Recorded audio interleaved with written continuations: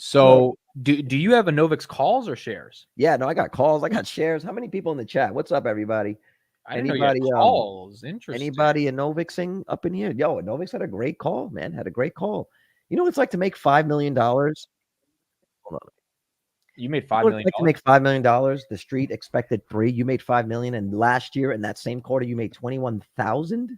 You know what I'm saying? Like they're doing all right. I'm feeling good about the trajectory. There was actually just a really good call, really good energy. I thought it was mostly like they announced a partnership that they actually have a deal with a smartphone company.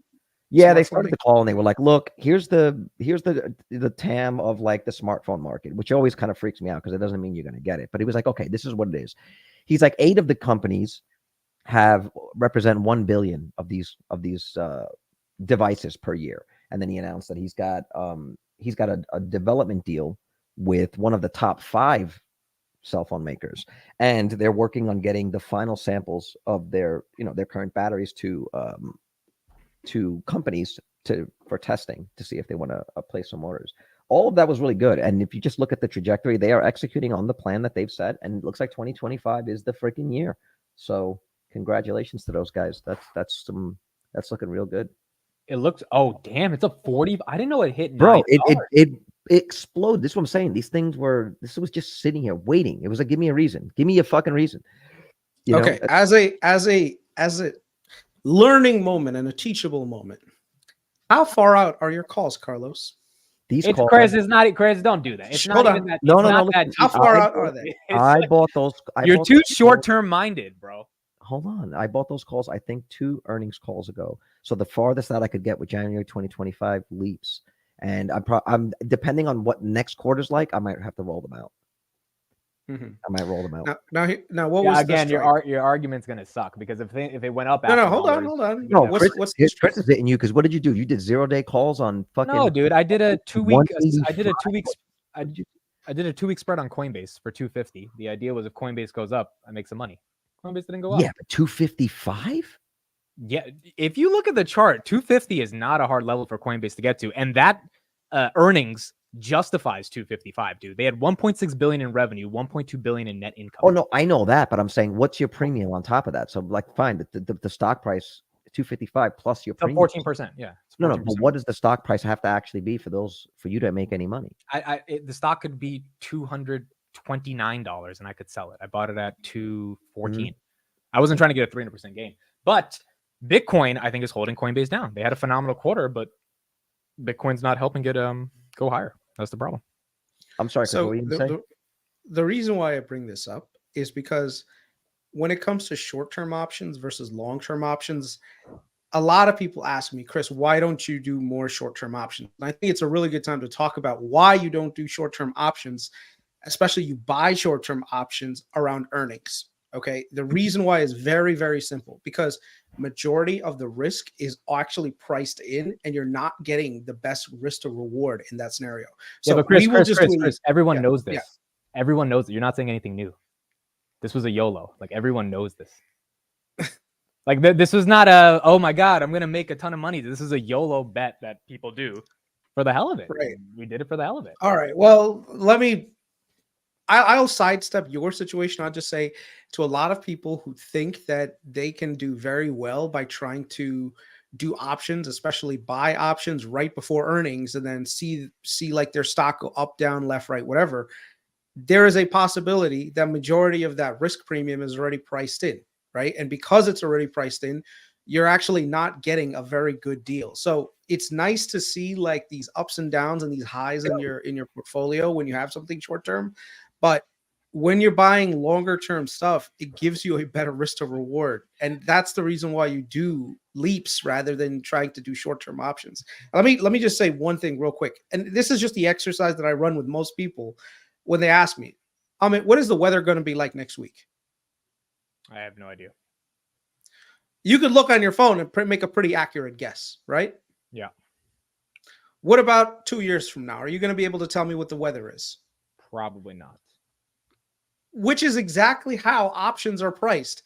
When they do a fundamental formulaic calculation that gives you a certain price 2 years out. But most of the time it's just a freaking educated guess. There's not as much market market fundamentals in that. They're literally using a calculation called Black-Scholes to do it. So longer term options are very, very mispriced. So if you have a little bit of fundamental knowledge in where this company's valuation should be, you can theoretically go long term, long out, and do very well that way, versus trying to say, you know what, I am going to wait until this earnings. I think a lot of times, and the reason why I say this, because when I had this conversation on Savvy Trader, everyone was having this conference call about earnings, and everyone's like, I think earnings are going to be good. I think earnings are going to be bad. And I was like, look, man, earnings are just a confirmation of your thesis from 6 months ago. Yeah. You know, it's not you have a thesis for next week. And even if your thesis from next week comes true, it's nowhere near the return potential that you're going to have. So I think a lot of times people play options plays. Guys like TJ, they love this shit. You know why? Because they can freaking sell calls and generate so much premium, risk-adjusted premium, and basically pay for his wife Jaguar. You know, I mean, yeah, that's just the. No, you're right, dude. Anyone who's buying weekly or monthly options, I think, is a fucking idiot. Like, I think it's just dumb. You're better off selling them. You're better off selling them. It's stupid. Yes.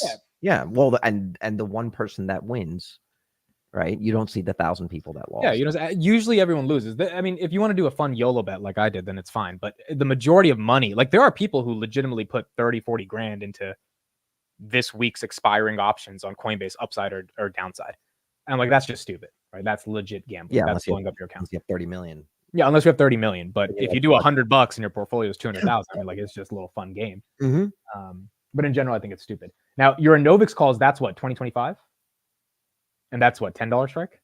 I bracketed it. I bracketed from 750 all the way to, I think, 17. So I have options. So here's the question. Are you going to sell that bad boy? Because we've seen a Envx run up like this before. Yeah, actually, when I originally bought them, they ran up a fuck ton, like right away, because it was right around when they had that last pump. If you look at the stock, but it was so early in the contract, I was like, oh, let me just hold on to it, and I'm feeling it. I'm feeling some of that theta decay now, especially as we're in May, right? So when we start getting closer to that 6 months in expiry, I really got to think what I'm going to do. If we get a pump now and I can get into the green, I'd probably just sell them and get the shares, depending on what the price is. The only fear I have about this is when I saw this pump is like, it's all speculation on an Envx, all of it. Like, it's speculation too. But if you were following Enphase in 2019, this is very similar. How many people in the chat are Enphase holders or were following Enphase in 2019? If you follow, even if you just look at the charts, this is what it felt like when Enphase started to turn around, and you started saying, this is not just a little small startup. They're actually starting to execute on these disconnected plans are actually coming together. And it feels very, very much the same way. And again, I can't stress this enough. I said it on X. The conference call being a video chat was amazing. You just get all this information. You can see how in sync the team was. They were just in good spirits. It was a good call. So for me, it's starting to feel a little bit like this 2019 moment when you're like, And for me, that makes me a little more bullish. I'm pretty heavy in this company. I'm not saying I have this massive position, but got a decent amount of money in them. I'm actually thinking for the first time, maybe I'll put in a little bit more. Chris, do you still have an Envx? Because you bought shares when VITALY was buying. No. You got rid of it? Okay. Yeah. I got rid of most of them around the 12, 13, whatever mark. The only thing is, if the stock price goes low enough, Carlos, it's probably not a good idea to do options, just do stock instead. Yeah, that's the thing. If it said it's now, I mean, my average was I was buying in from 12 on the way down, but at this like $6 level, I want to just hold the freaking shares. I want to get to a point where it's like, with these companies, to me, these like really low market cap or these really low stock price, for me, it's like, how many thousands of shares can you hold? So if it moves up $1 fucking dollar, you make $10,000 or $5. That's how these stocks to me work. And I just want the number to be bigger at this point. Yeah. I mean, the way that I would phrase it, if the technology is really a game changer, this is not a mean reversion play. This is not like, oh, it used to trade at this price and this price to sales 5 years ago. That means that it'll go back to this again. No, it's, hey, I think this company has something big. That could be a 20 billion, maybe $100 billion company. And this market cap is only 100 billion. So now you don't know when that 100 billion is coming, but you know that eventually it could get there. So it's better to just not time it, buy the stock. Now that you know that they have a viable customer, they have a viable production strategy, and that there's someone willing to take the risk, which means the counterparty risk. That's the one thing I don't like when companies like, oh, we have a smartphone manufacturer. Who the fuck is it? Just tell us. It's like, Samsung, dude. It has to be Samsung. I think it's Samsung. It's, I think it's Samsung. and that's what I'm scared about. Like, if Samsung fucks up their new phone or whatever thing, does that hurt a Novix? Right? Like the Vision Pro, people were saying that's bullish for Novix.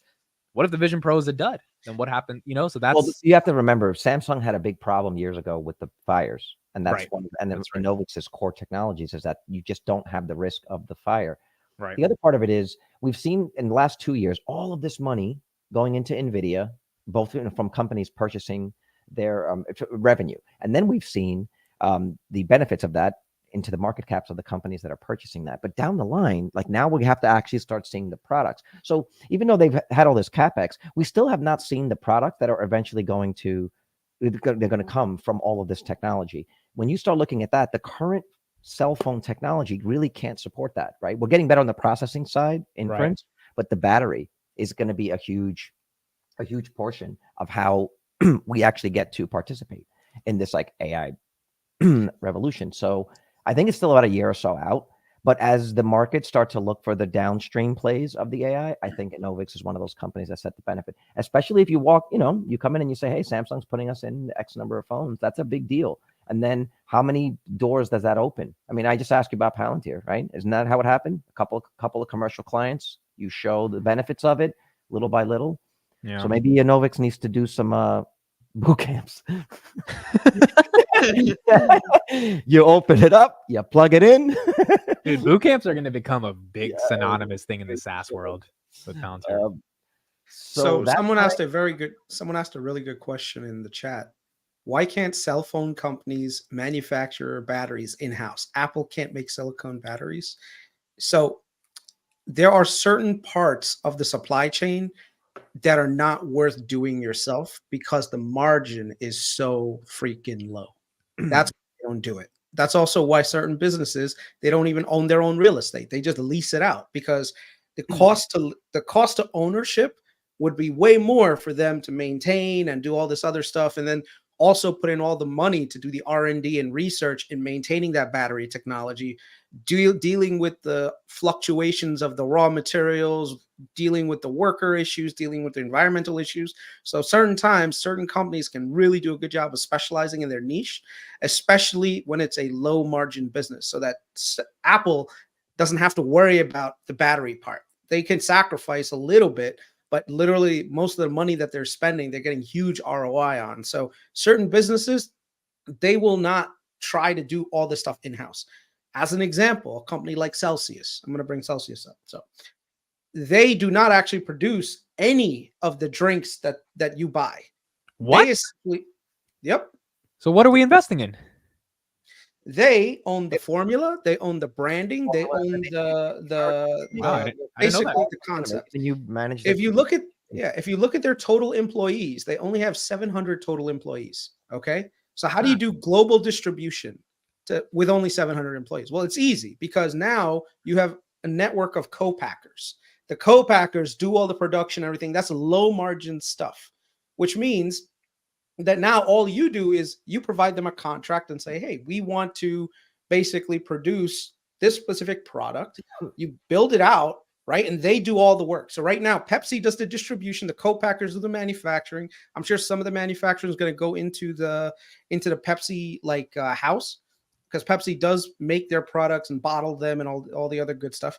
But basically, Celsius doesn't have to worry about that. So what they worry about mostly is making sure that the branding is on point, making sure that the consumer is getting what they want, and then dealing with that. It's the same thing with Apple. Apple does not make a single iPhone.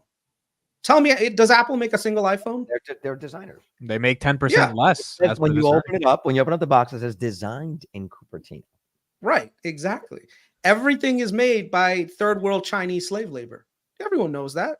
Yeah, all they do is just make sure that they're designing the product and saying, hey, this is what we want. They ship it off. Their main job is just making sure the quality of the product remains at a standard across the entire world. That's it. And it's the same thing with Celsius. Celsius's job is to make sure that they're getting the right co-packers to do all the production runs properly. They're doing all the quality assurance properly, and that's it. And so this way, your business is a super high margin business because you're not having to invest in all the logistics, you're not having to invest in all the stuff. So if you look at it, a lot of times the companies or industries look at it in the way that, what is this business actually doing? Is it selling a concept or is it actually selling a physical product? And it'll give you an idea of where you want to be. So I have something to piggyback off of that, but unless you have some specific topics, I was going to move to Apple, but we can. Okay, well that's what I was going to ask, if we can pivot to Apple, because I think with the time remaining, actually we got a good amount of time. I wanted to have a conversation about like macro and where we're going, because we've now heard McDonald's and Starbucks, and now we've seen Apple, and I feel like we're seeing a trend here that's leading me to believe that these could be like true recession indicators. And I just kind of wanted to rant for a second and then get your guys' take. What do you say? Okay, let's do it. So I'll say Apple, then we can go. I'm sorry, go ahead. Yeah, so real quick, dividend from 24 cents to 25 cents. Big increase there. And then $110 billion of stock. Everything else was pretty much down for the quarter. Revenue was up 2% or down 5% year over year. Overall growth is up 2% year over year. Stock's up 7%. They added about $170 billion market cap after hours. Carlos, you love Apple. Was this a good earnings for them? What do you think, Chris? Honestly, I didn't really pay that much attention to the Apple earnings. I was asleep. I'm starting to try to take less attention during earnings and really like take a few days off, listen to the earnings without the hype, right? Because a lot of times what happens is your bias can really get in the way of figuring out the good valuation. And so by listening to it 2 days or 3 days after a call, you actually get more value out of it rather than listening to it and then kind of just reacting in your. Okay, so you can't say any valuable shit for the next 5 minutes. Go ahead, Carlos. Fine. I get all this value. Motherfucker, shut up. You can't say anything good. Carlos, go ahead. He doesn't like Apple. He's like, fuck Apple. It's like the intellectual way of saying I don't give a fuck about it. Okay, I've just started jotting some thoughts down. I was thinking American companies were punished in 2020 for being too dependent on China supply chains. And now in 2024, we're seeing American companies being punished for being too dependent on the Chinese consumer. We're seeing this Starbucks. We see this with McDonald's earnings. The expired food banning black people in 2020, weakening demand. And people are literally, this is the lowest income people. They're literally going hungry because they can't. Like, this is like food, right? But you're seeing now this with Apple, that it's sort of discretionary spending is going down. People are waiting longer to update. And China is the problem. Their economy is in trouble, the population in trouble. And now you're starting to see this in these tech companies. We're being told that the economy is great because these like mega corporations or these boatloads of cash are giving a ton of money to another rich company like Nvidia, and they're giving that money to shareholders via buybacks and dividends. But that's not the economy. And I'm starting to believe that we're seeing the signs that we cannot escape this level of money printing, yield curve inversion, and not pay for it. At the credit market, I'm speculating here that the credit market has been absorbing a lot of this spread here, and that there's going to be a reckoning when consumer credit is just overextended. Apple somehow always seems to find a fucking way. 10% drop in sales and they still beat on EPS. But I think that it's getting harder for them to do that, and I think that this will be a year where we're going to start to see some heat on on Tim Cook. We're starting to see people challenging the very way that some of these companies are running them, and Apple is not a company that is run by its founder anymore. And but the stock market disagrees with you. They gave them 170 billion after hours. They said because they beat on those numbers, But Rango had a good point too. And remember, Rango worked there, but he's got a good point that where is it? He's saying, Apple is a very large company right now with majority held by institutions. And when you think about the Gary Blacks of the world, what do they want? They want incremental improvements. They don't want to really take risks. It's not conducive to a company to take risks. And so I wonder, I feel like Apple is sort of teetering on this like knife's edge of where we all think they could go, and then the reality of what they're actually doing, right? I think future's unclear for them. A lot of us have ideas on what Apple could be, but before we found out that the car was canceled, how much of Apple's valuation was people thinking that they'll eventually get into the car game? You know what I'm saying? So have we given credit, or will the markets feel like they're giving Apple credit for things that they're not achieving, or that they're not going to make good on? I don't know. I have to think about it a little bit more, but I'm sort of up in the air on where Apple's going to go right now. I just feel like they've escaped the wrath of like Wall Street for a long time, and even regulatory. But I don't know. I don't know that they're going to be able to continue to do that quarter over quarter. So anyway, that was my rant on Apple. I think I think Apple's going to be fine because Buffett owns them. The street loves them. I agree with you. They keep getting away with this shit. Like they can't justify a 32 PE with 2% year-over-year growth. There's no way. But ask yourself, what do they do? What's the growth trajectory? There's nothing. There is no growth. Dude, I listened to the call. Services, right? They didn't say shit about the Vision Pro. They said nothing. That was supposed to be the hottest product. Said nothing about that. And then AI, Tim Cook just said you'll find out next week. And this is the thing. This thing in June is really, really, really important for what Apple. We still have not seen what Apple's like AI strategy is. This is ridiculous. I don't think they have one, dude. I think they do, but keep in mind, Apple was always a company that was very tight-lipped for a long time, and then they made an announcement when they were ready with a product, and they just announced it. But that doesn't work nowadays anymore. Too many companies they're seeing other companies, the benefits to other companies have by talking about products and getting hype and building hype around future products. And I don't know that they're a company that fundamentally works well that way. But see, the logical reason I think that they don't have an AI strategy is because they're not spending more on CapEx like NVIDIA, Meta, and all the other, or not NVIDIA, but Meta, Google, etc. And if they're not spending that much on CapEx, that's why they can give shareholders a dividend, $100 billion buybacks, etc.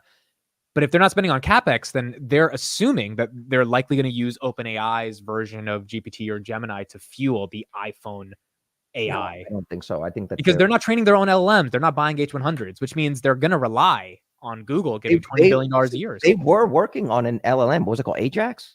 I mean, they've said this. They were working on an LLM. I don't know. Okay, so maybe that's the announcement. But this is what I'm saying, is that they've got to have a solution. And the thing is, you're already seeing some of their AI tech in these like incremental updates to the iPhone. Certain things, especially in the photos, the way that it transcribes your text. It's Dude, I don't know if that's AI. That is AI. No, that's AI. It's the most basic form of AI if it is AI. It is, but you still need the back end to do that. I mean, when I send a voice message to someone, the message pops up and then immediately underneath it is the transcription of what. But I don't think that's, dude, that's like, you could use AWS transcriptor. On device.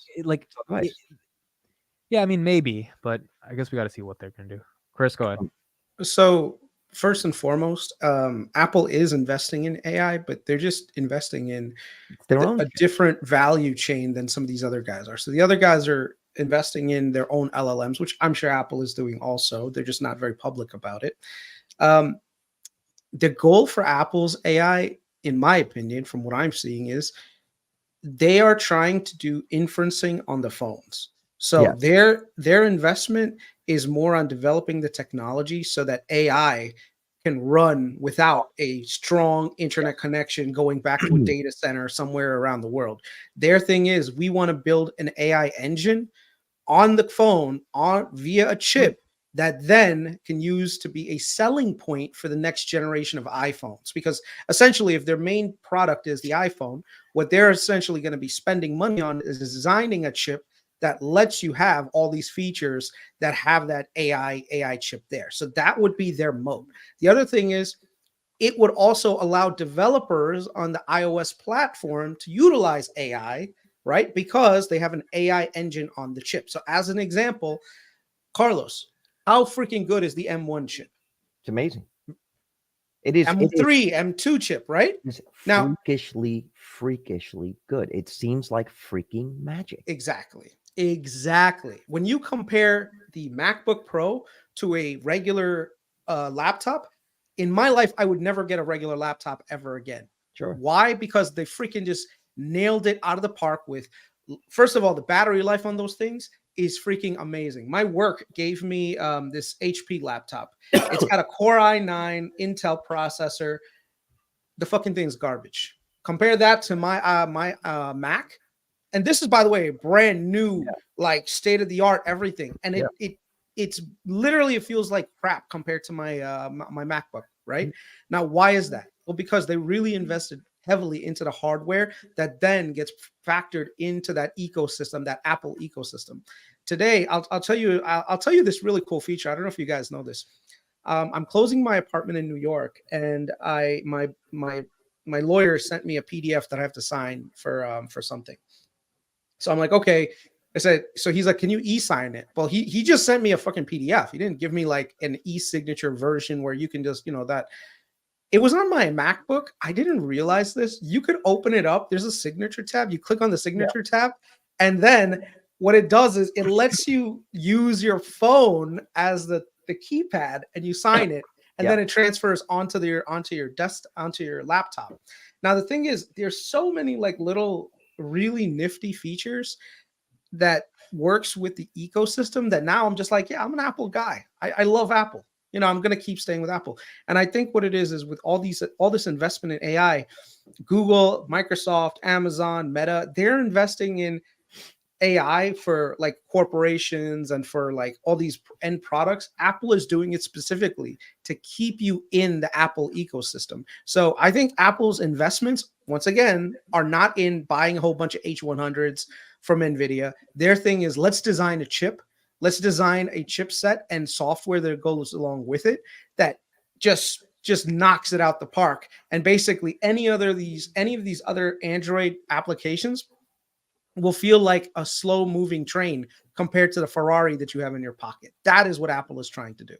And I think that's what we're going to see in Apple when it finally comes out. So I think that's what we're going to see in June. I think, I'll go on record. I think what we're going to see in June is the demo of like the full, what Siri was meant to be, the actual AI assistant. I agree that it's going to be inference on the phone because that's where all the data is. If you think about it, all the data that it would need to be your assistant is on the phone. And I can see Apple being like, we don't need to offload this from the device that it's already sitting on. And they're going to work on creating that in June. If they don't, it's a real problem at this point. It's a real problem. But Apple has always been, back in the day, I remember being an Apple guy in like the early 2000s when it actually wasn't really popular. And you'd always have these battles. The Mac guys were saying it just works better. And the PC guys were talking about specs. Yeah, but it's not as fast. It's not as this. It's not as that. My suspicion is that this is Apple's running the same play in the AI space. People are talking about how many GPUs do you have? How many, how much money are you spending? And how many GPUs do you have to run your AI? And that's effectively how you measure who's got the better AI. But Apple, if they can come in and have something on device and have really great inference and say, but look how helpful this is. To Chris's point, that is something that will get and maintain people into the ecosystem. And if Apple does it correctly, force other companies to then follow suit. If that happens after the event in June, then Apple has once again done it.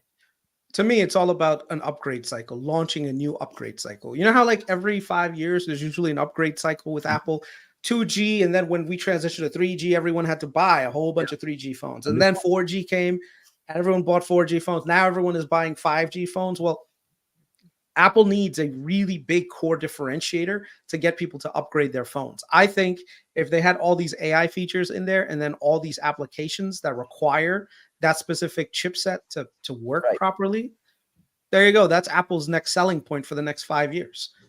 So all their investment right now, I think, is going more into just developing the hardware and software along with it. They've got to announce it, AI assistant, and they just say, look, let the thing run, let it analyze you, and the next day you'll wake up and this thing, if they can actually pull it out, and that's all just software. It's not even necessarily process, it's just software. And it's good at that. So it's not just like an AI assistant that I care about, but it's all the other applications that are going to be built that utilize that engine, that AI engine on the phone, right? Imagine playing like a video game. And a video game actually having a chatbot in there that interacts with you real time, like NPCs. You know what NPCs are, Amit? Yeah. Like non-playable characters. The thing is, NPCs right now are just programmed to like do a certain task, like move in a certain direction or a line. Imagine you are actually able to use AI to actually get a better gaming experience. I'm just throwing shit out the brain, but basically, these are functionalities that maybe we're not going to see right now, or we can't imagine them. But I think in a couple of years we could. Well, here's my question: What are the odds that Apple's AI iPhone, with all the applications you just talked about, ends up being a dud like the Vision Pro? 0. Hey, all of that is a possibility. No, you can't say 0. I think there's like a 10 to 20% chance. No, I think it's very low. And I think what you're having is like a recency bias because of the Vision Pro. All of VR is asking people a lot by putting some shit on your face. It's not about that. It's that ChatGPT, the app, I use it on my phone. I talk to it like it was Siri, and Yeah. it gets the job done. And so I'm thinking, what if people just use an application built like on the iPhone, not the AI infrastructure of Because the that's new not iPhone? because that's not what Apple would do. Apple would not just be like request recall information. It would be levels. It would Like, be but like, well, okay, so give me an level- example. What would you actually use an AI iPhone for besides like scheduling meetings or like, how would you actually use it? there are things that happen in my life on longer time frames that are very hard, where things like reminders and that kind of thing doesn't work, or something where you're waiting for somebody to before you can go and follow up. You might need to follow up with someone else to get a piece of information to move something else along. That happens a lot. Or certain things with my children that I want to be able to track. Just remind me about this, or something that happens with But I don't see it, dude. I feel like you're just talking about reminders. I'm trying to figure out what are you. I mean, Chris, you too, and anyone in the chat. What would you use an AI assistant built into the hardware of the iPhone for that an upgraded version of Siri or voice on ChatGPT can't do? Because I really can't think of it. Well, that's the thing. That's what you have to let the developers figure out and to manage, right? No, but I don't think it's a developer question. No, but no, it is a no. developer Look, question. Apple's building a new hardware that is AI oriented. They're gonna have to announce some features with that AI hardware in June or September when they announce it that makes you want to upgrade. Like, take my money. Oh my god. I'm just asking, what is one of those features? It's about the data. Like ChatGPT doesn't know anything about AMIT. It only knows it has like worldly information, but it doesn't know anything specific about you. Whereas if you're on an Apple device and it has access to all of your chats, all your photos, and it knows what's in the photos, and it knows and reads your emails, it has a much better understanding of who you are as a person and the people that you connect with. Okay, so what would you do with all that data? That's my question.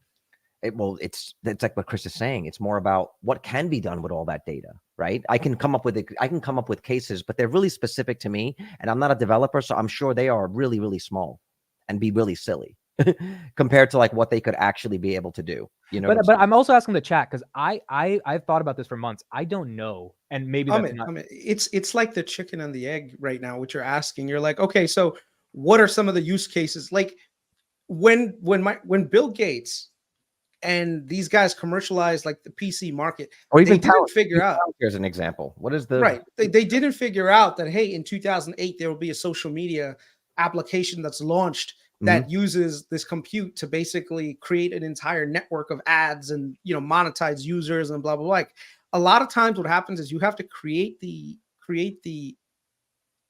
gateway for people to imagine more and then do more. And then once they imagine it more, they do it on your platform and you get to collect fees along the way.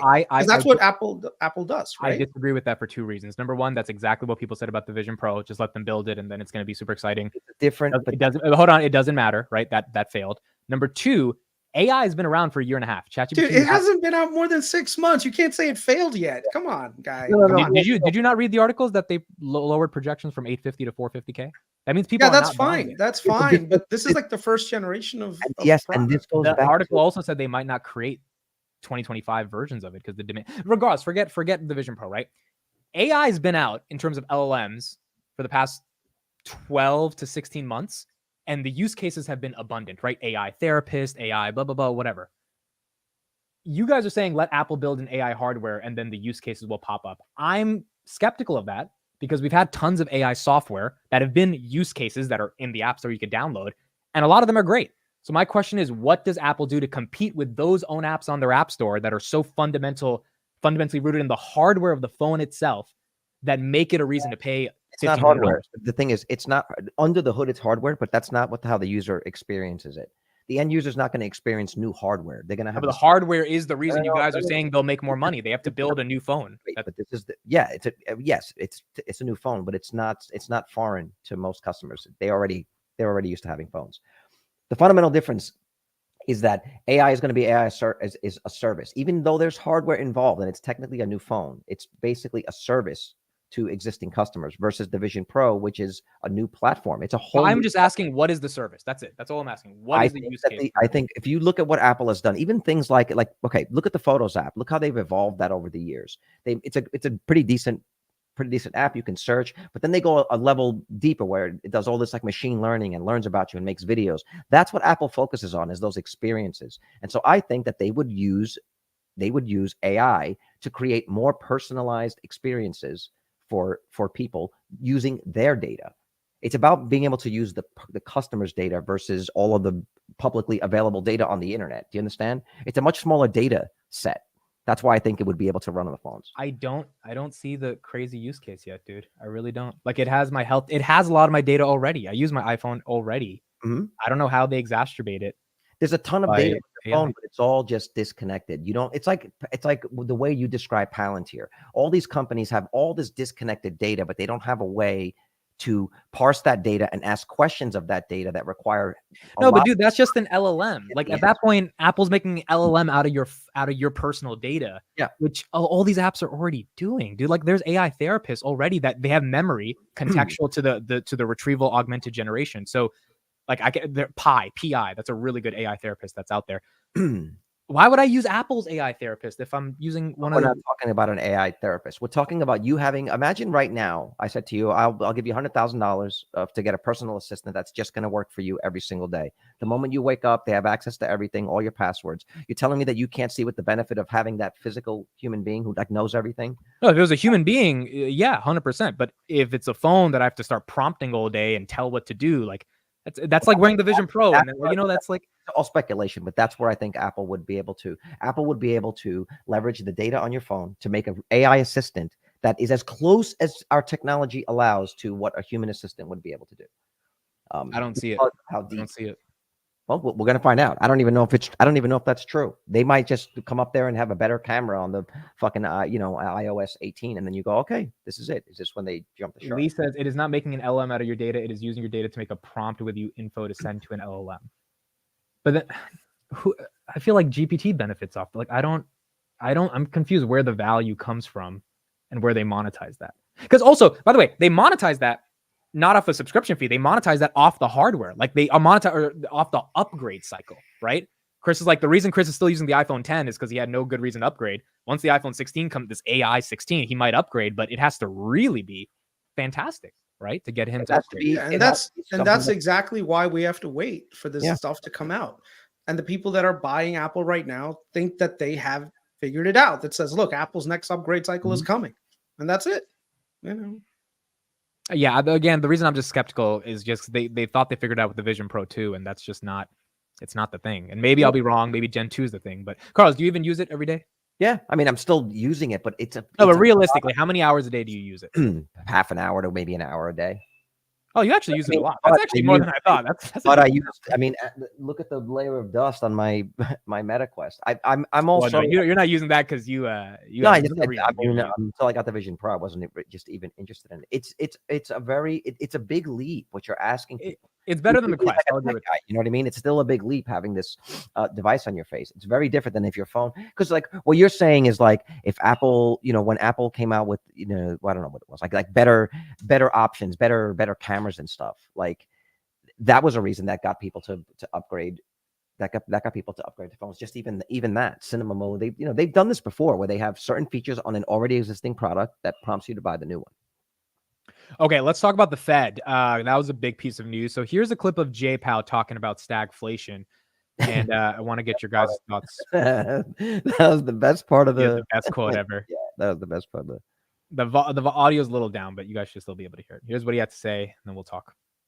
I would say, most forecasters, including our forecasting, was that that last year's level of growth was very high, 3.4% in, I guess, the fourth quarter. And probably not going to be sustained and would come down. But that would be our forecast. That wouldn't be stagflation. That would still be to a very healthy level of growth. And of course, with inflation, we will return inflation to 2%. And that won't be. So I don't see the stag or the inflation, actually. Most forecasts. KRIS, did Jpow say the right stuff, or was he capping? Yeah. No, he's saying the right things, but more importantly, this is the thing that we have to look for. Actually, I think a lot of people were talking about that comment, but this is actually the thing that makes more sense. This is how much of the Federal Reserve's balance sheet is just mortgage-backed securities. So if you go back like 10, 15 years, they did not hold any mortgage-backed securities. Okay, these are mortgages that are insured by Fannie Mae, Freddie Mac. and the Fed is holding on to their balance sheets. Right now, they're holding on to almost, what is it, 2.3 trillion in mortgages. So before 2009, before the great financial crisis, they did not own any. Okay. So in order to support the housing market, what they did was they went out there and bought a whole bunch of mortgages and put them on the balance sheet. They did the same thing in 2020 when COVID hit. And so this way, because they're able to go and buy these mortgage-backed securities, it encourages lenders to kind of keep pumping out more and more mortgages, securitizing them, and then selling them to quote unquote investors. Now, normally investors would demand a pretty high yield in order to take on these MBS products, but the Fed, being one of the biggest competitors, ends up creating a situation where mortgage prices are kind of like tempered, right? Right now, you're seeing something really messed up happen where the Federal Reserve is essentially saying, look, we're going to cut back on the mortgage-backed securities as they mature. We are not going to utilize that money to buy more mortgage-backed securities, or at least not as much, because that's what they did. They reduced down the amount of mortgage-backed securities that they would refresh and instead use that money to buy treasuries. So it's a very important thing, which means that right now, mortgages rates should escalate even further up a little bit. So that's something to watch Wait, they out should for. escalate further because the Fed said they're going to buy treasuries over MBS, correct? Correct. And why are they doing that? Yield. Yeah. Well, one, because they feel like, hey, right now housing unaffordability is a really big problem. Okay. One of the reasons why housing unaffordability is a big problem is because people are not selling their homes, right? And so new entrants, if they try to go buy a home, and if they're easily able to capture a mortgage, they're going to be able to kind of bid up the homes that are in the market. So if the Fed says, look, we're going to take a step back from taking on additional mortgage-backed securities, that means that the price of those mortgages is going to be much higher. So the bank is going to be issuing them at a much, much higher interest rate, right? Which means that now you're going to have demand destruction on the housing side. So the price of housing should come down materially, So right now, their main goal is get shelter down as fast as possible, because shelter is the thing that's holding the inflation rate up. But the one good thing is that I think he already, and the data that I'm seeing is that you're already seeing housing price reductions across certain geographies. And that's a good thing. As more people list their homes and less people are able to get a mortgage, naturally the price of that home is going to come down. When mortgages are too easily available, they can really they can create a lot of distortion. So right now the Fed is like, look, we're going to take a little bit of a breather when it comes to the MBS market, and we're going to put some pressure on the housing market, let the housing market come down. So, hey, I want to show you guys this. Oh, actually, in tandem to what you're saying, I was looking up this information. Can you guys see this? Yeah. All right. So this is where we're at. This is where we're at now with total U.S. credit card debt. Okay. And then I was looking up mortgage delinquencies. You see this here? Delinquency rate. Actually, people are not defaulting. I was looking at that, and then I was looking at the rates for HELOCs. I got to zoom in. Why would they wouldn't be, you wouldn't see a higher rate of defaults right now, because most of the interest is super, super low. 80% of all mortgages in the country right now are sitting at somewhere between 3 and 4. So you look at that chart right there, that's why people are not defaulting. You see that? It's so freaking low. That I understand, but I'm making an argument here because I'm looking at the total amount of credit card debt that consumers have. And yes, you have to pay your mortgage with physical cash, but everything else you can run on credit cards. And eventually, you just can't keep swiping the card forever unless you're the United States government, right?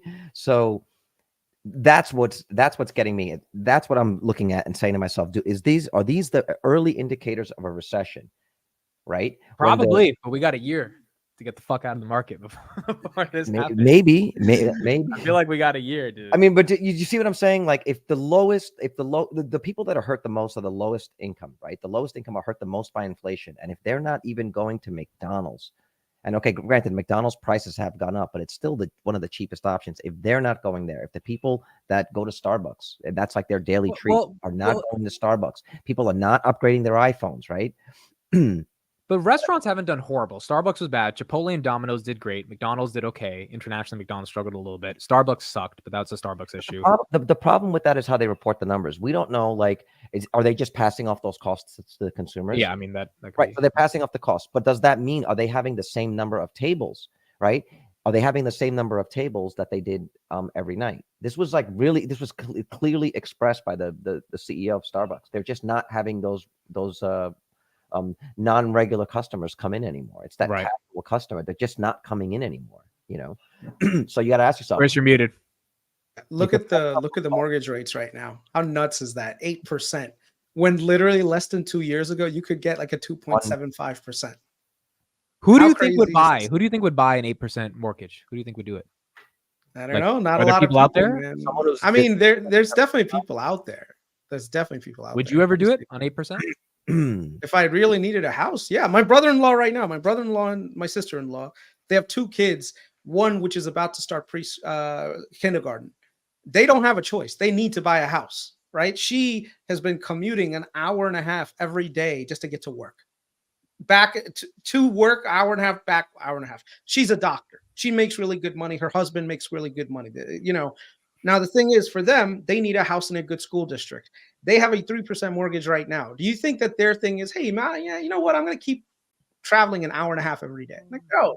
Sometimes your life decisions supersede the mortgage and you just have to pay it.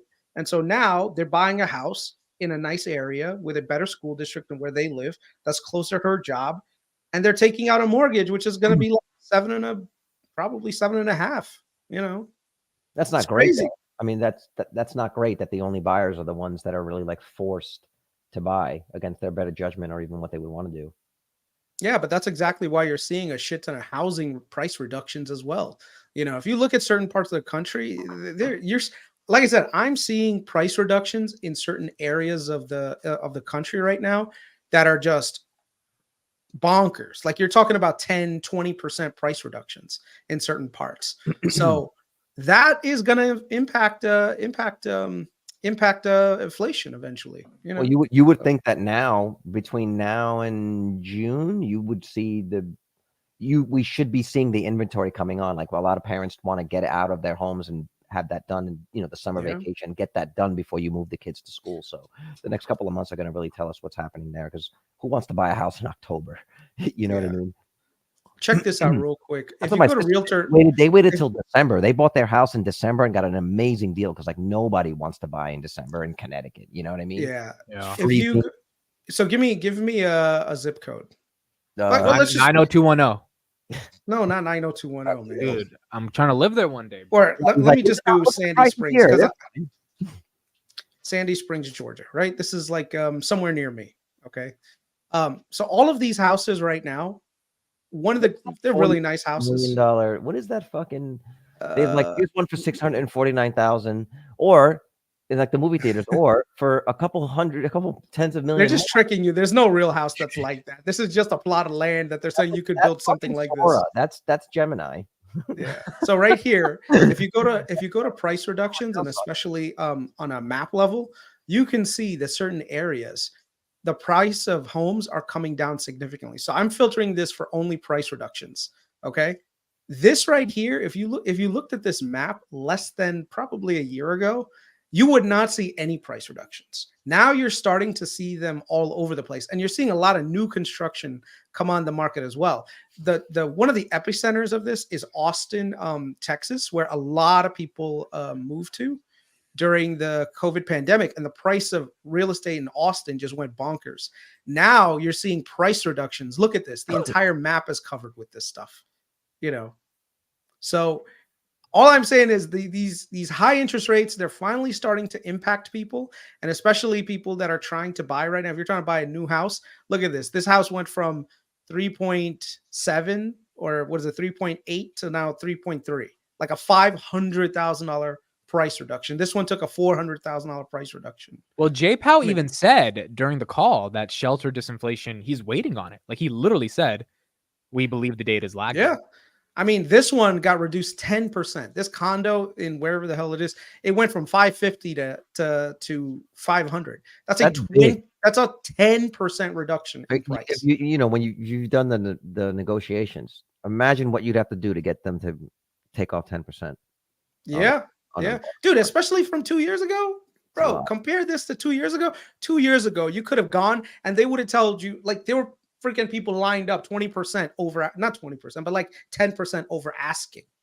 You know, you'd have like a freaking open house and motherfuckers would just line up. There'd be like lines across. Like, I still remember going to open house. Me and the wife, we didn't even bother going inside because they were like freaking 20 SUVs outside waiting. Like, is it an Apple store? Is there someone did an Yeah. iPhone get released today? So it was just like, what's the point of going in there? We're gonna have to fight these people to even make a decent bid. So it wasn't worth it. All I'm saying is, right. Sorry, go ahead. Yeah, finish. No. Go ahead. I just want to bring up Captain Edwards' comment, 653.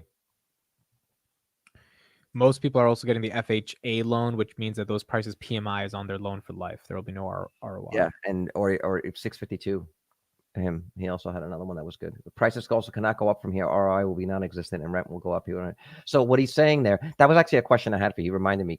So your boy that's buying this house, did they say anything about? First of all, what's the PMI, or are they putting them down? And if they do have PMI, what's the loan to value? PMI is only until 20%. After 20%, you don't have to worry. No, it's actually not. It's 65% now. What? They jacked it up. Really? I thought it was 20%. No, I did an FHA, and it was either 2 years or once you have 20% equity in the house. Keep in mind, my value shot the fuck up, right? So I've got plenty of equity. And when I'm like, hey, why isn't the PMI coming up? They're like, oh no, we changed the rules because they moved me from one mortgage company to another, and now they're saying no, the loan to value is now 65%. It went up, so I actually cannot. So what he's saying there is right. Most people are getting the FHA loan, which means that those prices, the PMI is going to be on their loan for life. There will be no ROI. Yeah, because you're looking at $200, $300, $400 a month just in fucking insurance. I mean, what does that do to your gains? What does that do to the equity in your home if you think about it, right? $4,800 a year times 30 years. Well, this is why that argument's going on, that like we have to lower rates to get housing under control, right? It's like, it's really interesting, dude. What do you mean? But if they lower rates, you're saying lower rates to get housing under control? Yeah, because this common argument that like no one's willing to sell their house because they don't want to get an 8% mortgage. No one's willing to buy an 8% mortgage. So until we literally lower interest rates, housing inflation. Bro, it's not. It's. I'm looking at information right now. There's no. You don't have to have 65%. I am with Freedom. I am with Freedom Mortgage, and I called them several times. Private mortgage insurance is extra monthly fee for conventional mortgage if you put less than 20%. So what is it for FHA? I did FHA. I did 3%. Oh, so you put down 3%. Yes, I put down 3%. Right. And so until I had 20%, but I'm well over that now. And they told me the same thing, that it was like 20% down. I crossed that threshold. And when I called them, they said no. Wait, so well, that's because is it 65%? I'm still paying PMI on a loan that I started in 2017. And my house basically doubled in value in 2020, roughly.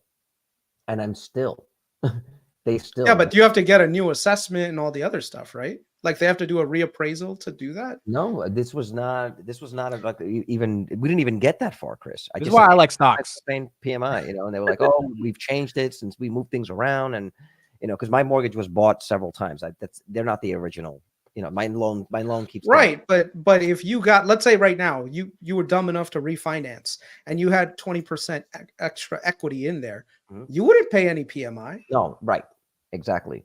Right. But that's because right now you are still technically with your old mortgage. That's why you're paying PMI. Yes, right? but I have satisfied the conditions that would normally drop that off from when the loan was originated. They just changed the terms after the loan was originated, and so well. Here's the thing. As far as I understand it, okay. I mean, I'm not sure how it's supposed to work, but let's say you buy $100,000 house. You only bought it for 3.5. You put down FHA. If the price of that house went to 200,000, that does not concern the bank unless you refinance. Exactly. Yep. They're not going to say, oh, you know what? The value of your home went up. Like they're going to say, look, we need a new appraisal. And if they do a new appraisal, that means you're signing a different contract. No, we did not even get that far. because they were literally just saying to me, you don't have enough equity in the house. Forget about what the value was when I bought it or what the current value is now.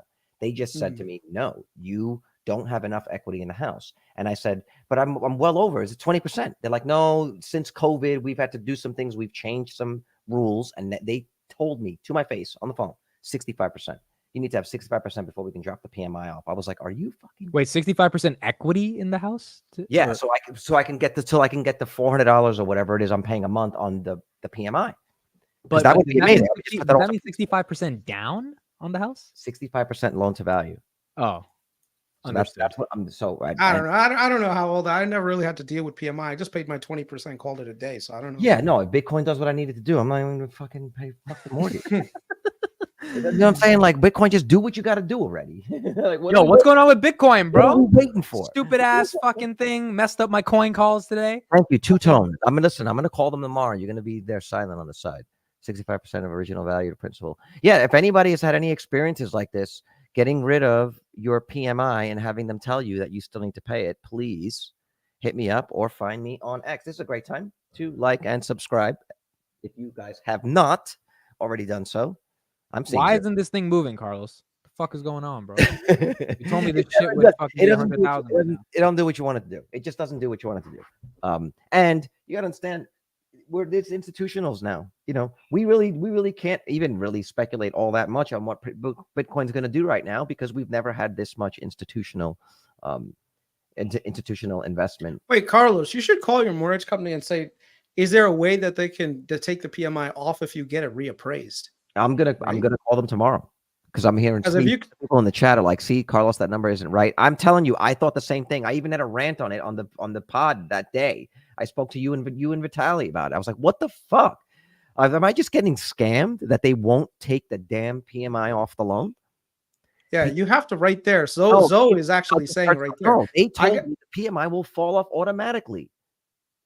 Yeah, but then how would they know that your house is worth unless they do a new appraisal? You don't think they're magically just like, hey, Carlos, your house is worth $700,000 now. You know what I think it is? No, you know what I think it is? They're taking advantage of the fact that, yeah, the first company that I got the mortgage with told me that, but now they sold that mortgage twice. Right. I'm now at the second company. And every time that they do that, then they change the rules, you know. They didn't change the rules. You just got to call them and be like, listen, if you need a new appraisal, all right, so maybe we do a special episode tomorrow. We'll do like one of those like those scammer videos, and we'll call my mortgage company. I'm trying to save you some money, bro. If you got equity in the house, you don't need to pay the stupid insurance. Can someone do a new appraisal on Bitcoin and make it go up? Is that possible? Do that? Yeah, I don't know what's happening. Well, I mean, I know what's happening with Bitcoin. It's all about I'm sorry, it's macro. It's macro. Wait. Someone says do not do a new appraisal. Why shouldn't someone do a new appraisal? Do not. Okay, because I think that could open myself up to difference in property taxes. My house. No, for you in California, it's different. You only get reassessed when you sell, not when you get reappraised. You can get a reappraised as many times as you want. Appraisal is an appraisal. It's not refinance. You need to explain yourself. The PMI does not come up automatically. The rules have not changed. That's what I was told when I bought my home. The PMI will come off after you have et cetera, loan to value. And after but that's because your appraisal was back then. If you had $100,000 appraisal and you were at 3.5, when you got to 20, the PMI would drop off. Yeah, but I paid more than that. But you have, I paid substantially more than that 20% or whatever it is, you know. I don't know. But I mean, you got it in 2020. I don't see how that could even be possible, to be honest with you, on a 30-year. I bought the house in 2017. Right. But even at 2017, you got it refinanced, right? In 2020 at a lower interest rate. I was trying. That was what I was doing. I went 2020. My rate's only like 4.4. I'm at 4.4 now. Right. I had a pretty good rate before the pandemic. So I'm just doing the math in my head, because the thing is, if you realize majority of your interest is front loaded. Okay. Yeah. That means that you're not knocking away any equity in the first, at least in the first 10 years. Most of the money that you're putting in is going straight towards interest, which means that your equity is not necessarily going up. You know, now, yes, equity is going up in terms of appreciation, but the appreciation is not going to be there until you get a reappraisal. So I don't know. Between my down payment and what I paid, I probably paid off about $100,000 of it already. I know that I paid off, you know, about $100,000 of it already. I mean, look And at your keep in mortgage mind- statement and keep in you'll mind- know. keep in mind, I round off my mortgage, so I pay $300 to $400 extra every month. That goes just to the principal every month. And they've told me if I keep that up, I'm knocking 8 years off of the mortgage right now. Yeah, you it know? says private appraisal is safe. Yeah, private appraisal, not a reassessment by the county. Don't tell the county, hey, come No. on down, check out my house. Like, no. No. Yeah. Let me just go back and look. Can you pull up some of these chats? Because I was just talking to Chris. I just want to see. You can pick your appraisal too if you do multiple. I'm going back to like 7. Maybe that's why you could take a loan. Dude, my PMI was like 95%, but I got appraiser. I got it handled. Yeah, see, Kevin's got the right idea. You need to go buy the appraiser a dinner for 2 at a nice restaurant. Be like, yo, why don't we go talk about this over some sushi? Have you ever had any Wagyu beef? Bro, in California, the prices have gone apeshit. You don't have to Dude, pay Carlos, anyone. Carlos, what was the name of the place we got sushi at in Vegas? The one That where was sushi Samba. Sushi Samba? Was it at the Venetian? Yo, do they have like a franchise of that? No. No, it's in London. Sushi Samba's in London. London and Vegas. One that's been to Sushi Samba in Vegas. We had that Wagyu beef. I'm trying to see if there's one in California because I might be there in June, and I'm trying to see if like. Well, no, if you come out for June, there's places. I'll take you somewhere nice. I'll take Okay, you somewhere. we did Fed, we did Apple. The That's only pretty much thing, it? yeah, no, I mean we can call it, but I just wanted to drop a quick thought on Coinbase. Okay, yeah, go ahead. I think Coinbase is going to be fucking huge. I think Coinbase is going to be huge. I think the market front run their earnings today. That's why it was up 10%. That's why. Yeah, that's it's quite possible, but I mean, yo, they're so regulatory compliant. They survived FTX. Binance went down. I saw a statistic today that said they have the highest margin of all. They have higher margins than all of the 7 multi-trillion-dollar companies at 86%. If they continued growing at the 168% annually, compounded annually that they are, they would be at 90 billion in revenue by 2035. That's the trajectory for this. Crypto space could be as large as the stock market. Stock market's $50 trillion. Well, the thing about Coinbase, dude, is if fucking what's his name? If Bitcoin doesn't fucking go up, Bitcoin will go up, and Bitcoin has no choice but to go up. yeah, but if it doesn't go up, but it will go up. okay, well, why isn't it going up, Carlos? I'm tired of this. It takes time. Well, look, I think you and I were texting about this. Fucking Saylor has shown these companies what to do with their money. Instead of buybacks, do this instead. Buy Bitcoin, put on your balance sheet, right? Square is now going to be buying Bitcoin. What did they say? 10% every month? Cathy Woods gave us the math. If all the S&P 500 companies put 1% of their cash flow, Bitcoin's at $400,000 overnight. If they put 10% of their cash flow, Bitcoin's at $1 million. One Bitcoin, $1 million. What do you think's going to happen? Oh, that was what I wanted to talk about. Thank you for saying that. So this goes in the Coinbase discussion. Why won't Apple put 1% of their $100 billion share buyback into Bitcoin? We spoke about. Let's start with Chris, because you and me were talking on Twitter. Let's say what the chat is. Chris, Apple did 110 billion buybacks. Do you think it's crazy if they said, "Hey, we're taking 1 billion out of the 110 and we're putting it into Bitcoin"? Mm-hmm. Do you think it would be innovative for Tim Cook to do it? Bro, I think they need to start raising some funds like on the backs of these buybacks. Start charging the federal government needs to start raising money on these goddamn buybacks. That was buyback tax. That was Bernie Sanders' thing. You get 1 penny on Wall Street. Companies right now. Okay, so Apple right now is one of the biggest tax thieves there are. Okay, this is what they do. Right now, they're taking loans outside the U.S. Inside the U.S., right? Saying, oh, here's a whole bunch of debt that they're taking on, low interest, blah, blah. Now, what they're doing is they're using that money to buy back shares, and they're keeping their real cash outside the U.S. Yeah. Now, what happens is a friendly administration comes in and has this repatriation holiday where they basically don't have to pay all that money. They bring all that money back into the U.S. and pay off their lenders. You see how that works? Where now you're doing these buybacks for free. You know, okay, so you think the government should tax them for the buyback? He ran on that. He ran on that. He was saying, what would that look like? So if they buy $100 billion worth of stock, $1 overseas, we so if you, it's Kevin said it right there. Apple is parking cash in Ireland. Basically in Ireland right now. It's at a big ass pub in the basement. That's all. So this way, for tax purposes, all of their money is outside. they're at the inside level, they take on debt and they do all these share buybacks.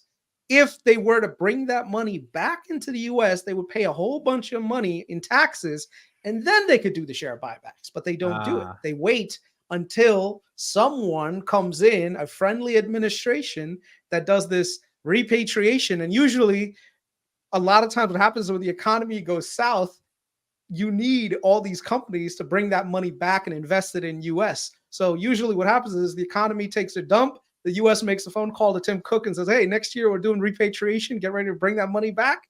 Boom. And now you've got injection into the thing. But the point is you miss out on all the tax revenue that the US should be getting, you know. So if you look at tax right now, Apple is not really paying its fair share.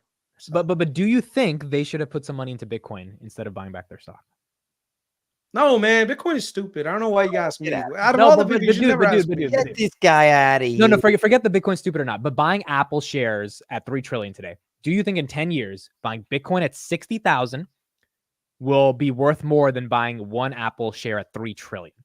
I think Bitcoin's gonna be worth more. Listen, Chris, you can't argue with that logic. I mean, dude, Apple for Apple to 4x, it would have to be 12 trillion. First of all, they could also Bitcoin could also go to zero. What about get that? Out of here! No, stop, dude. With these ETFs, right now, Chris, Bitcoin is not ever going to zero. Ever. It does. We have the clip. We will live long enough for you to maybe admit you kind of regret not buying Bitcoin. I don't regret it at all. Also, Chris. Holy fuck. Chris, 10 years from now, you think Apple's gonna have iPhone 57 to justify their multiple? Like, dude, Bitcoin doesn't have to do anything. The US government just has to keep printing and Bitcoin will be good. Right? All Bitcoin has to do is exist. They'll keep printing money. They'll keep literally Apple has to keep more of it's going to make its way into Bitcoin. More of it's going to be bought in retirement accounts. More. This is why I'm not. This is why I'm not. More ETFs.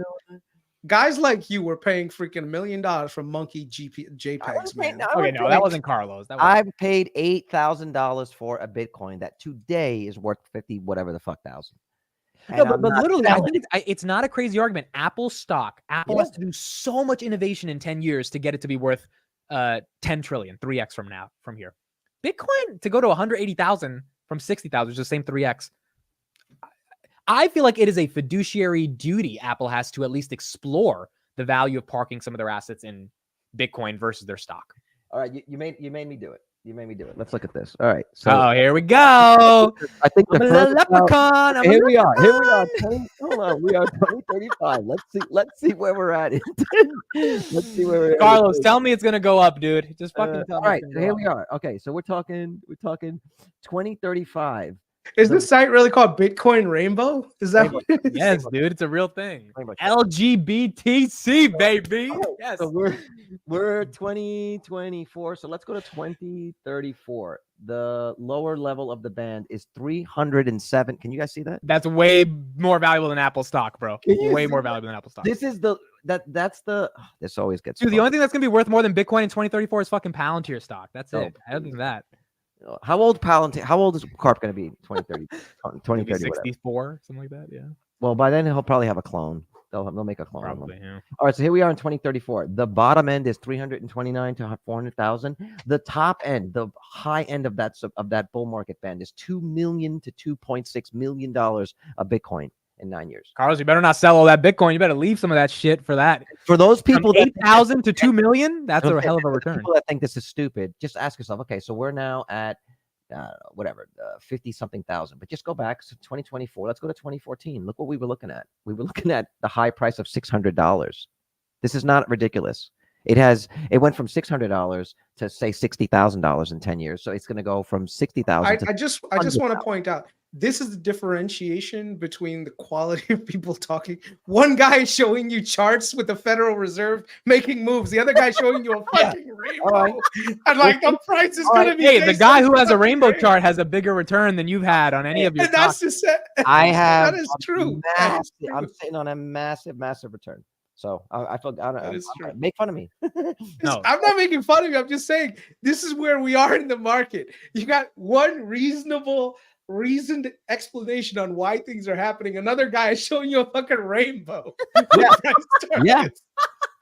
That sounds a bit. I'm a little offended by by your take on that. I feel like you've got something to say about rainbows. You might have an Dude, issue. make that rainbow go to the moon. I need Robinhood to print, bro. And, No. and I bet because it's the This most shit is ironic thing, it's likely the most likely outcome. So Bitcoin was probably gonna get to 100,000 because that's happened to me in the past where I'm trying to be It's gonna logical happen. and that The shit thing is, doesn't it's work. going to fucking happen. I'm like, I don't even need to argue about it anymore. It's just, it's there. We just need to wait. There you go, Dude, Mike. but like, no, on some real shit, I don't think anyone can say buying Bitcoin over Apple stock in the next 10 years, which one's going to be a better investment. Apple has to do so much innovation just to keep growing, dude. iPhone 45 is not going to work. I am gonna laugh my ass off if that thing ever goes beyond its rainbow price. Like if it drop, what's the price if it drops below? It would crack the rainbow.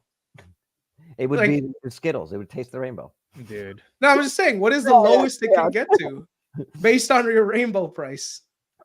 That's just basically looking at like at bands. It's just bands. Red I know, but like, what is the current band? It's the if it Bollinger crosses- Band. It's the Bollinger I know, Band. but look if you what look if at it where we're cro- at, yeah. if you look at where we're at right now, technically right now, Bitcoin is at its fair value. Okay, It's so at- it wouldn't make sense to In buy the it. middle of it's at its fair value, and Bitcoin basically. Dude, it would make sense for Tim Cook to put $1 billion in there and just let it chill. I mean, How he's much- going to leave How much soon. does Robinhood have? Robinhood doesn't own Bitcoin. They're a custodian of like. All right, so then before you start talking shit about Apple, text No, Vlad. dude, I think Robinhood should do it. I think every company to put 1% of their cash for Robinhood, it would be like maybe 100 million or something for Apple, 1 billion, 3 billion. Like, I don't think it's crazy. I really don't. That was a great idea in 2020 when Kathy Wood said it. Or when Michael Saylor was doing put it, a right? put 1% allocation in Bitcoin. Just put 1%. Now, granted, if he did that, I think Mr. Warren Buffett would give him a nice little call. Just be like, we just want to talk to you for a little bit and invite him over. Yeah, And I think he would curse him the fuck out if Tim Cook bought some Bitcoin with Warren Buffett's money. I think it would be. I really do think it would be a smart move just on that multiple. But if you think about it, you're talking about a 10x. You're saying that Apple won't 10x from here. That's what you're saying. No, I'm just talking about 3x. Oh, I'm saying Apple to 3x, dude. It's a 3 trillion. People forget it's not a $180 stock. It's a $3 trillion stock that's worth $180 as the price. For it to 3x, let's go to 9 trillion. Yeah, but how many billions did you say just came into Apple today? 110 billion. Right, Oh, now- 170 billion. Right, and how many companies is that an amount larger than their market cap? Yeah, but dude, it only came in because Apple increased the dividend by 1 cent. Like what I'm saying is Apple didn't earn that 170 billion after hours. No Right, so way. next quarter they're going to do 2 pennies. I mean, they can keep doing whatever they want. At some point, the market's gonna get fed up. Wait, with it. hold on a second. I'm looking at this. This rainbow real quick. Oh, we got him. Hold on a second. So you're saying the low range is between like right now, let's say we're looking at today's prices. Yeah. It could drop theoretically to $22,000 Yes. between Yeah. 22 and 29. Just That would go be the back- low range. Go back to the previous. Just scrub through from the previous all-time previous high to the bottom. You'll see, just right there. Yeah, keep going back to the left to the No, left. I'm just saying right here, right now, the Yes. value, it could top out at what 200 and it's 200,000 to like 270. I mean, dude, this thing is wide as fuck. Yeah, of course. It's a spread. Man, this is so dumb because then it could just stay like within range. So let's say Oh, it stays Bitcoin's at getting this, close like, to 60. Bitcoin's Yeah, but you getting see close what- to 60. You see what happens is, do you see? It's a logarithmic. This is a logarithmic. That's a logarithmic progression chart. So as Right. long as time keeps moving forward, it will continue to move up slowly, more slowly now than it did 5 years ago, 10 years ago. Dude, this doesn't make sense, but just I hope it goes up, dude. That's it. I hope it goes up. I hope Yeah. it does. That and Gwen, it tells you when you need to sell or buy. Yeah, you literally don't have to do too much to be successful. Actually, there's a statistic. If you buy Bitcoin in October and sell it in April, right? And you do that 4 years, say for each halving, the compounded average return is for 1,144%. If you buy crypto in April and sell it in October over 4 years, the compounded return is minus 29%. I mean, this is 10, 12 years of data that we have showing this. So buy it in I October. think this year there's going to be a bull run on crypto. I think Bitcoin's going to go to the moon. I think it's going to be exciting, but we're going to take a breather after the halving, which is okay. Yeah. We're gonna go away for a couple of months. September, You know, October. one last thing before we leave, because I know it's almost time. Yeah, I got you. Chocolate prices continue to crater. It's, Yo, Hershey's There's has no earnings on rainbow. Monday. They have earnings on or Tomorrow. tomorrow. Look, cacao prices, they are absolutely getting destroyed right now. If, hold on a second. Price. I wonder if So- that's going to affect their earnings because it's not going to affect them in this. It's not going to affect it. It's not going to affect them in terms of like numbers this quarter, but in terms of like positioning, it could. So look at this sharp decline. It went from 10,000 to like almost 7,800, and doesn't look like there's any stopping whatsoever in its price declines right now. So Wait, why is it falling so much? go to the Patreon, you'll know. That's how it works, bro. That's how it works. You know. Oh my god, guys! I got the yo. How can I resell your Patreon content? Can I start a black market for Chris's Patreon? Sign up for I Amit's mean, only. Sign up for Amit's you OnlyFans. could. and Sign run up it. for Amit's OnlyFans. I got Chris's And fucking cacao DD. I got Yeah. it. I got it all there. Sign up. We're spreading 24. Basically, I'll let you guys in on it. It's not that big of a thing. I mean, 2 seconds of research could tell you, but basically there is a large weather problem in West Africa where majority of the cacao comes from. And they also have a lot of issues with some diseases in the region. So in order to get ahead of that, a lot of hedge funds, they started buying futures contracts on cacao. So the price of the contracts just went absolutely crazy. So the futures are determined that way. So a lot of the weather patterns are kind of like alleviating right now, and we're getting something called La Nina, which typically means you have a stronger season coming forward. So a lot of these guys, they see that and they're unwinding their positions. The other thing is it's pure supply and demand. When you have a ton of supply come on the market, you usually have prices go down. And it's the same thing in reverse. So a lot of people were forecasting supplies to be lower, so they bid up the price. But when you do that, you're also incentivizing more growers to produce more, right? But there's the other problem that you had also, which is there are people who had production yields last quarter. They were holding on to their stock, not putting it out into the open market because they were anticipating higher prices going forward. Now that prices are coming down, they're more likely to unload those prices onto the market, which means that the price of cacao is going to come down. The other thing is there's other parts of the world that typically had given up a lot of cacao farming. They're starting to be producing again. So especially in Latin America, there's a lot of cacao production that's starting to move over there. And then last, there's actually some push towards moving towards synthetic chocolate. I'm not sure how big of a deal that is, but the point is, Have you had prices. that? Synthetic? Have you eaten What? it before? No. Synthetic. No, but I'm saying that it's a looming threat. The point is, anytime anything goes up, it must come down. It's like gravity, you know. And so a lot of people have baked in a lot of these high prices into Hershey's, and Hershey's has taken a nosedive because of it. But the good thing is, if the price of cacao comes down, that means that Hershey's will be able to take all those price increases that they've been able to push in onto the consumers and maintain those for a prolonged period of time. And if they're able to maintain those margins, if they're able to maintain those prices, they'll be able to grow their margins. And there's also some fundamental things with Hershey's that I'll post some DD on later. But the point is, Hershey's is a good to be in right now. So we'll see. And you're not afraid of Mr. Beast for them? No. Okay. All right, gentlemen. I gotta go do the dad thing. This is a good week. All right, good stuff. We'll see you guys back on Monday, and earnings are pretty much. I mean, they're not done, but like the big ones. It's like 1 or 2 days next week. Yeah. All All right. Video May 22nd. Yeah. All right. All right, guys. Thanks for joining. 537 people hanging with us on a Thursday. Right. Hit like, subscribe, follow us on the Twitters. Yeah, everyone's Patreon's in the descriptions. Twitter's there. And we'll see you next week. Have a good weekend, everyone. All right. Bye, everyone. Have a good one. Good night.